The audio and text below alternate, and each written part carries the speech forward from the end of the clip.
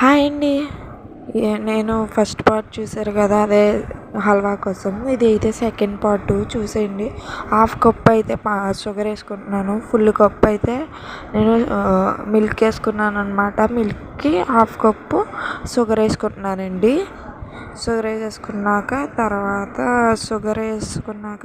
Water వస్తాయి కదండి, ఆ వాటర్ అయితే ఎక్కువ వాటర్ పోయేదాకా వండించుకుంటున్నాను. వాటర్ పోయేదాకా మగ్గబెట్టుకోవాలి. వాటర్ పోయేదాకా అలా కలుపుకుంటూ ఉండాలండి. మనం కలపడం ఆఫ్ చేయకూడదు, ఎందుకంటే అడిగేటేసినట్టు అవుద్ది. అందుకే కలుపుకుంటూ ఉండాలండి. దగ్గరికి అయిపోవాలి. అంగండి దగ్గరికి అయిపోయింది కదా. అయిపోయాక మనం జీడిపప్పు, బాదం పప్పు వేపుకున్నవి ఉన్నాయి కదండి, అవి అయితే వేసేసుకోవాలి.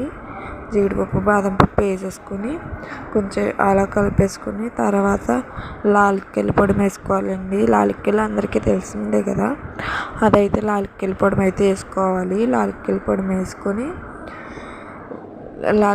వేసేసుకొని స్టవ్ అయితే ఆఫ్ చేసుకోండి. చాలా టేస్ట్గా ఉందండి. మీరు కూడా ట్రై చేయండి. కామెంట్ సెక్షన్లో కామెంట్ చేయండి ట్రై చేసి. చాలా అంటే చాలా బాగుందండి. ఈ వీడియో నచ్చితే లైక్ చేయండి, షేర్ చేయండి, సబ్స్క్రైబ్ చేసుకోండి. బాయ్.